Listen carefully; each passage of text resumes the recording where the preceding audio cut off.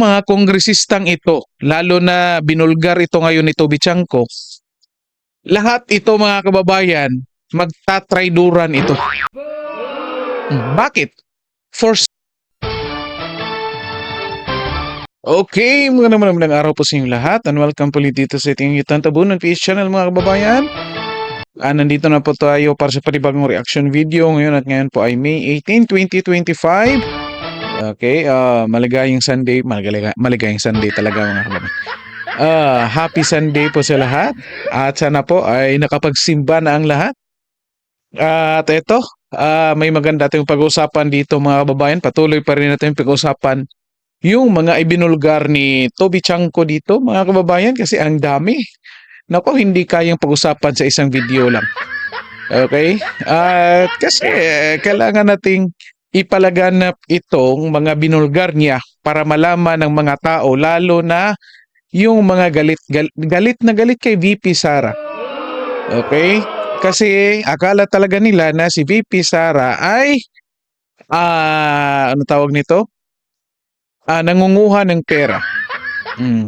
Kasi naniniwala sila doon sa pinapalaganap ng Congress patungkol sa kanyang confidential funds mga kababayan. Okay, and of course kung marami naman kasing hindi nag-a-analyze mga kababayan sa mga pangyayari, tanggap lang ng tanggap kung anong sinasabi sa mainstream media at nitong mga congressman. At eto ngayon, isang tao pa lang nagsasalita mga kababayan ha. At ito, stay tuned kayo hanggang sa huli kasi pag-usapan natin kung ano mga implikasyon dito sa mga binulgar ni Toby Chanco at kung ano pa mga susunod na mga mangyayari dito. Okay? So, anong pag-usapan natin ngayon? Ito mga kababayan, Martin Romualdez, sinusukan ng mga congressmen.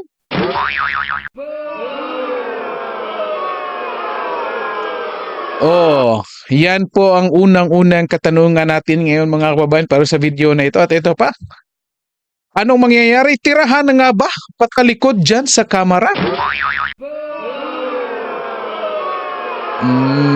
Yan mga kababayan, pag-usapan natin yan ha. Ito, may patuloy natin itong parte na ito mga kababayan. Last upload ko mga kababayan, kanina, pinag-usapan natin yung bakit pumirma yung mga congressman. At ngayon naman po ay kung anong posibleng mangyayari dito sa relasyon ng mga kongresista mga kababayan. Sa iyo na nga katanungan natin, sinusuka na si Martin Romualdez mga kababayan. Well, anyway, sasagutin natin yan sa huli. Stay tuned kayo. Okay, eto. By the way, bago natin i-play itong video na ito mga kababayan, paki-like and share po ng videos natin and then paki-subscribe na rin po sa ating channel. Of course, sa lahat ng nakapag-subscribe, napalakpakan tayo. Okay, maraming salamat po sa lahat. Eto, pakinggan ninyo itong parte na ito mga kababayan ha. Galing pa rin ito sa 1PH. Eto. I mean, well, let me boil it down to this.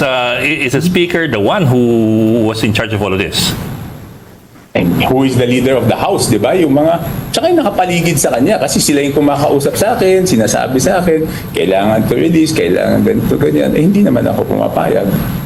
Okay, anong konteksto? Ilagay natin sa tamang konteksto mga kababayan kasi hindi natin pinutol-putol natin yung video at dito na ito sa parte na ito ha. Kasi bago yan, may sinabi si Toby Chanco sa earlier na video na yan na kung saan winersa ni Martin Romualdez na pumirma yung mga kongresista sa impeachment kasi yung mga kongresista mga kababayan nung gumawa sila ng budget may in-insert silang mga proyekto lalong-lalo na mga infrastructure, di ba?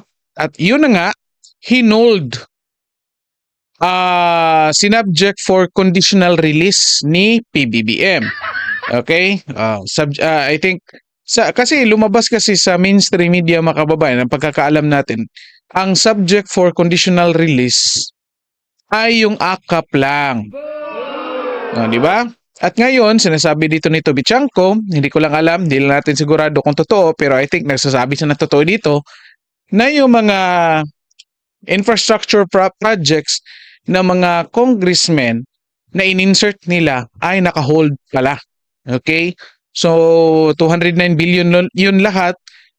At meron na ngang ibang na-release kasi chinek nila, legit naman daw. Pero yung iba, hindi pa nila na-check, questionably pa. Kaya ito, anong ginawa?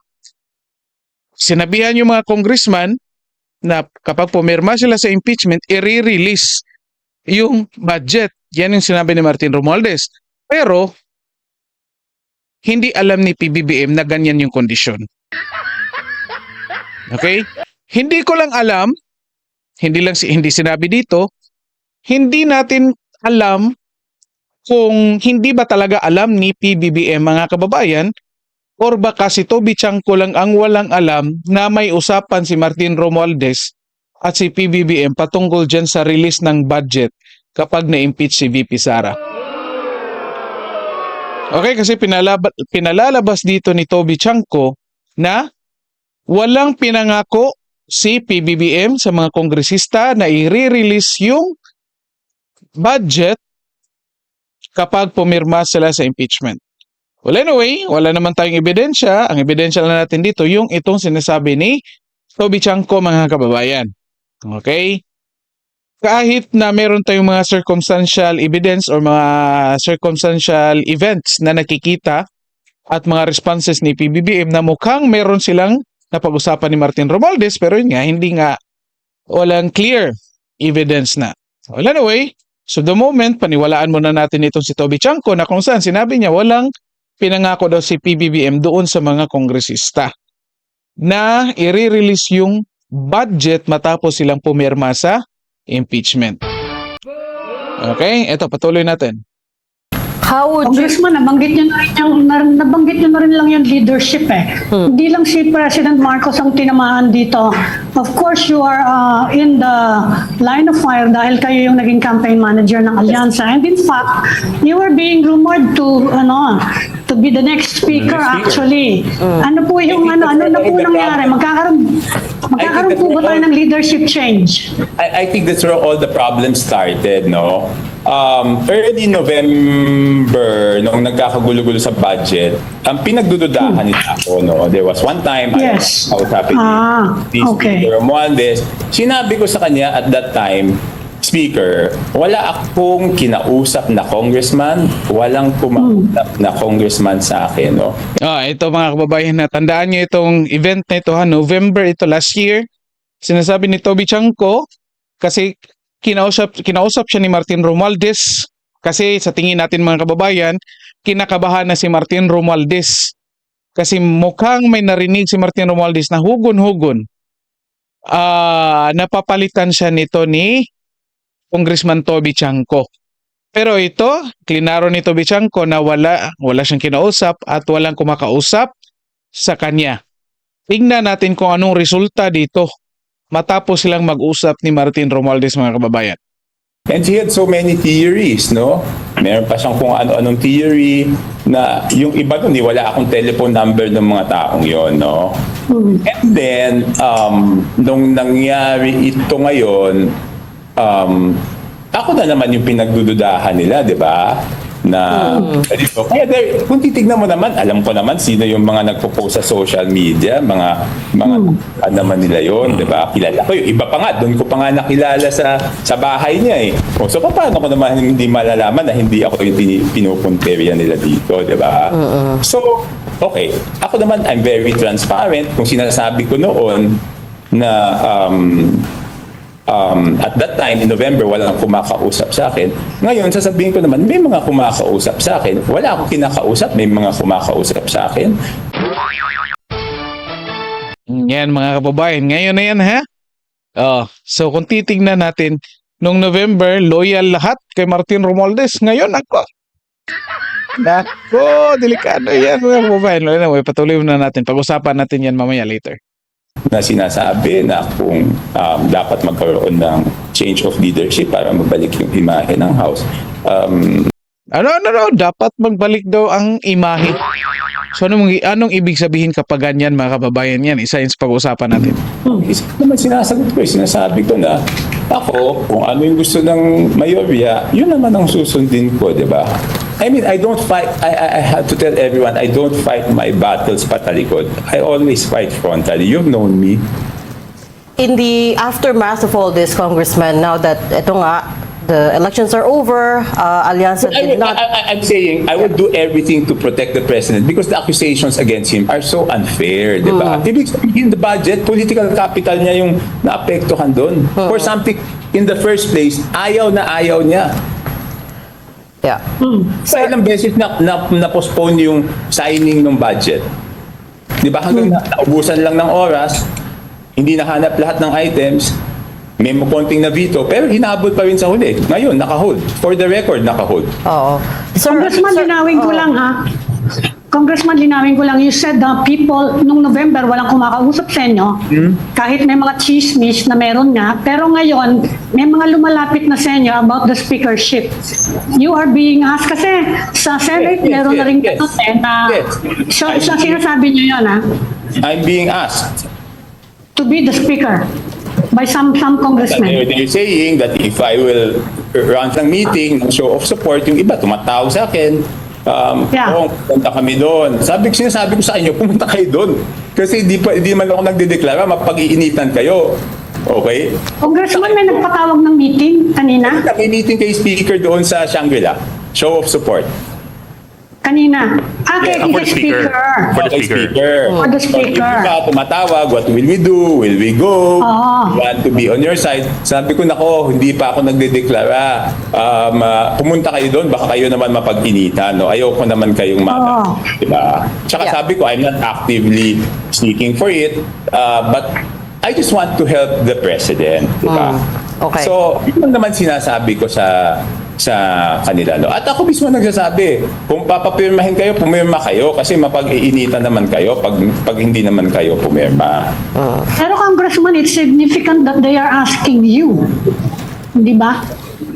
Na kung pupunta ba sila doon, pipirma ba sila doon, it's significant that they are asking you. Hindi naman sila nagsasabing pipirma ba sila. Sinasabi nila anong gagawin. Ako na nagsasabi. O, yun na nga.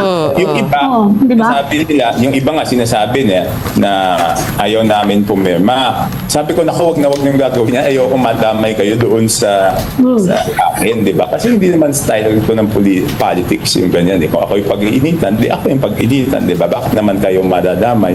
Hindi Right. naman Sir, yeah. Sir, okay. So in the aftermath of all of this, Congressman, how would you describe the relationship between President Marcos and the House Speaker? Ano yung dynamic nila ngayon? And, you know, it sounds like the Speaker is going ahead and doing his own thing. What do you think his end goal is? No, I don't want to comment on their relationship because whatever their personal or professional relationship is, hindi naman ako yung nakabantay. Ano bang relasyon nitong dalawa? Diba? Okay. Stop na muna natin dyan mga kababayan. Ito, mapag-usapan natin ng mabilisan ha. Tago lang muna natin itong mukha ni Toby Chanco mga kababayan. Ito, naparinggan tuloy.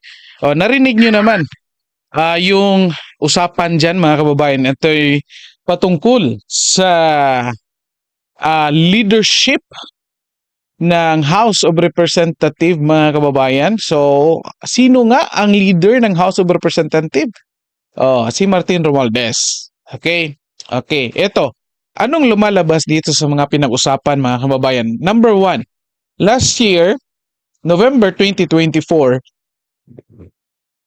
halatang-halata na si Martin Romualdez ay natatakot na. Natatakot kung saan hindi sa multo mga kababayan, natatakot siya dahil natatakot siyang mapalitan bilang House Speaker.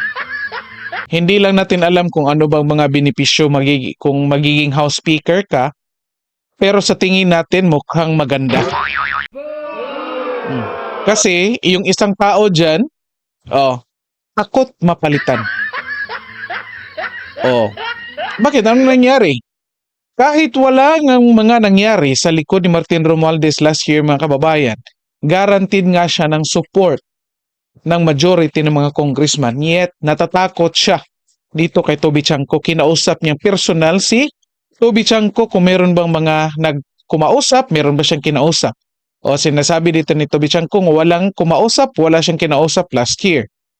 Okay? Pero ngayon, anong nangyayari? Oh. Ngayon, meron nang lumalapit kay Toby Chanko. Meron nang kumakausap siya sa kanya. Sorry. Pero wala siyang kinakausap. Ibig sabihin, walang pinaplano si Toby Chanko, pero yung ibang mga congressman, lalo na yung sabihin natin yung mga kalyado ni Martin Romualdez last year, mga kababayan, ay lumalapit na kay Toby Chanko para papalitan na ito si Martin Romualdez. Bakit? Kasi sinabi ni Toby Chanko or ng ibang mga kongresista na para daw mabalik ang imahe ng House of Representatives. So ibig sabihin yan mga kababayan, alam nila na talagang sirang-sira na ang pangalan ng House of Representatives. At kung kayo nandyan sa loob ng House of Representatives at alam ng taong bayan na sirang-sira ng pangalan yan, at ikaw parte ka ng grupo na yan, anong ibig sabihin yan? So well, automatically isipin ng mga tao na yung mga kongresista natin ay ganun din. Di ba? Kasi iniisip ng mga tao ngayon na yung Congress ay source ng korupsyon. So ibig sabihin, isipin ng mga tao automatically na yung mga kongresista ay mga korap lahat. So ito, tingnan ninyo. Merong mga kongresista na kumausap kay Toby Chanko. Ibig sabihin, merong nangyayaring gapangan ngayon mga kababayan. Kahit tapos na ang eleksyon, itong mga kongresista na naman matapos silang gumapang sa taong bayan, sila na ngayon ang gumagapang dito kay Toby Chanko para palitan itong si Martin Romualdez. Di ba? Delikado, exciting ito mga kababayan. Hintay-hintay tayo, baka bukas sa mga susunod na araw, mukhang may mga exciting na mangyayari dito. Kasi dito sa gapangan na nangyayari ngayon mga kababayan, nakikita natin na nagtitirahan ito patalikod. Huwag kayong mag-isip ng iba dyan mga kababayan. Parang backstabbing. Yan yan lang sabihin natin para hindi na yung isip ninyo. Nag-backstabbing na ito lahat mga kababayan. Okay? So anong mga implikasyon dito sa mga nangyayari mga kababayan? Unang-una, ito, insert natin ito ha. Hindi sana natin gusto po sa to, pero sige, insert natin ito. Nagdagdag si Martin Romualdez ng 2 bagong kongresista doon sa prosecution team niya. Sino? Si Chel Jokno at si Leila de Lima. Okay? So ito na nga, sa isa sa mga videos ko sinasabi ko, hindi pa nga nakaupo, itong 2 to nakisawsaw na kaagad sa kaguluhan. At nakikita ko dito mga kababayan, itong 2 to na maiipit ito. Di ba? Maiipit kasi pagpasok nila, akala nila buo yung Congress. Ngayon pala, may nagagapangan na mayroong nagtitirahan patalikod. At ngayon, sa pagtanggap ng 2 to dito sa pagiging prosecutors sa impeachment trial ni VP Sara, meron kayong magandang benepisyo ito sa kanilang party list. Well, anyway, mas mabuting ang tinanggap nila para makilala sila ng taong bayan kung anong klaseng party list sila mga kababayan. At ito, pangalawa, implikasyon? Nako, masasabi ko exciting ito mga kababayan. Kaabang-abang ang mga susunod na mangyayari. Kasi itong mga kongresistang ito, lalo na binulgar ito ngayon ni Toby Chanko, lahat ito mga kababayan, magtatrayduran ito. Bakit? For self-preservation. Oh. For self-preservation ito. Merong iba dyan, paling-paling. Oh, yung balimbing ba? Oh. Kapag kausapin ni Martin Romualdez na palagi, magpapakita ng support. Oh. Yet, kapag magkabutuhan na later or magkalaglaga na, papalit din ng panig. O yan yung merong lalabas na mga congressman na ganyan. At eto, dito sa binulgar ni Toby Chanco mga kababayan, sinalba. Tama bang term ko? Ano bang Tagalog sa sinave? Basta sinalba. Sinalba ni Toby Chanco dito si PBBM mga kababayan, pero sa pagsalba niya dito kay PBBM, nilaglag niya dito si Martin Romualdez. Okay? So ano kayang iisipin ni Martin Romualdez ngayon, mga kababayan? Sa tingin niyo, tatanggapin lang ito ni Martin Romualdez? Naku, ang iisipin niyan ay lintik lang ang walang ganti. So kaya nga nasasabi ko, exciting yung mga susunod na mangyayari kasi maghihintay tayo kung anong ipalalabas na naman ni Martin Romualdez dito pangontra dito sa apoy na inilabas ni Toby Chanco mga kababayan. Well, akala siguro ni Toby Chanco na naintindihan natin, sinisave natin si sinisave natin si PBBM dito.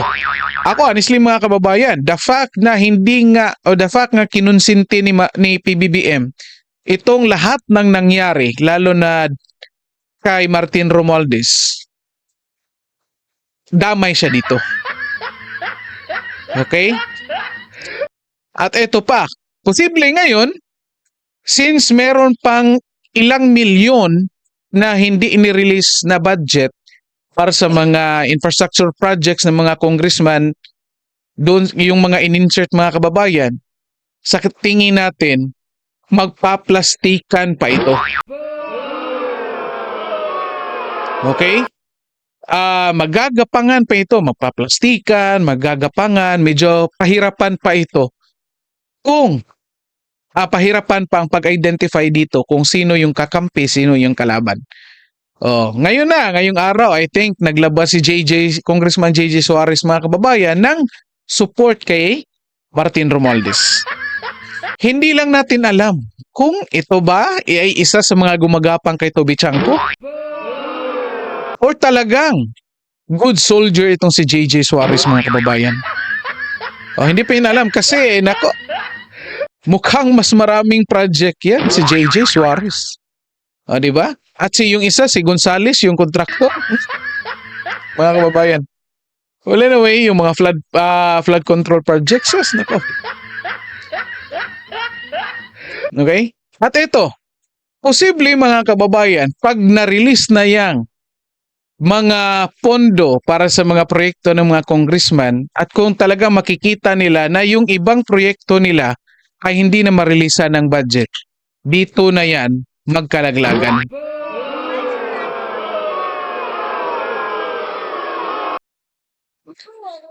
Okay? Pagkatapos ma-release yan, maglaglagan yan mga kababayan. At ito, panghuli, bago natin tapusin, importante ito. Okay? Tinanong earlier kung ano yung relasyon ni Martin Romualdez or anong status ng relasyon ni Martin Romualdez at ni PBBM. At hindi sinagot ni Toby Chanco. Ang nakikita ko dito mga kababayan ay mukhang magkalaglagan ito. Okay? Dahil dito sa ito nga sinabi ko, dahil dito sa revelasyon ni Toby Chanco. And of course, unang-unang tumiwalag si Amy Marcos, kapatid ni PBBM. 'Di ba? Binulgar na rin ni Amy Marcos na isa si Romualdez sa naglalaro diyan. So, eto, mas madali na lang ito para kay PBBM na bumaliktad at ilaglag si Martin Romualdez. Okay? So hintay-hintay tayo kasi nga sa tingin nakikita natin dito mga kababayan na maglaglagan itong dalawa. Oh. Inunahan ngayon ni Toby Chanco, posibleng susunod itong si PBBM na magsalita, posible through kay Attorney Claire Castro. Well, problema lang nito kay Attorney Claire Castro, palagi na lang Duterte. Hindi lang natin alam kasi hindi inilabas ni Attorney Claire Castro, hindi niya sinabi kung sinong nag-recommend sa kanya. Ang delikado nito, kung yung nag-recommend sa kanya ay si Martin Romualdez. So most likely, hindi niya pwedeng banatan yan. Okay? So well, anyway, hintay-hintay lang natin. Hintayin lang natin pala, sorry. Okay? Kung ano mangyayari dito sa dalawang ito, mga kababayan. Nako, pag nangyari na yan, nako mga kababayan, delikado tayo. Well, anyway, paki-comment mga kababayan kung ano masasabi nyo dito sa mga pangyayari ngayon. At again, simula bukas, hintay-hintay tayo sa mga susunod na mangyayari. Okay, so dito na lang po muna tayo. Paki-like and share ng videos natin and then paki-subscribe na rin po sa ating channel. Okay? Maraming salamat sa lahat at magandang araw sa inyo.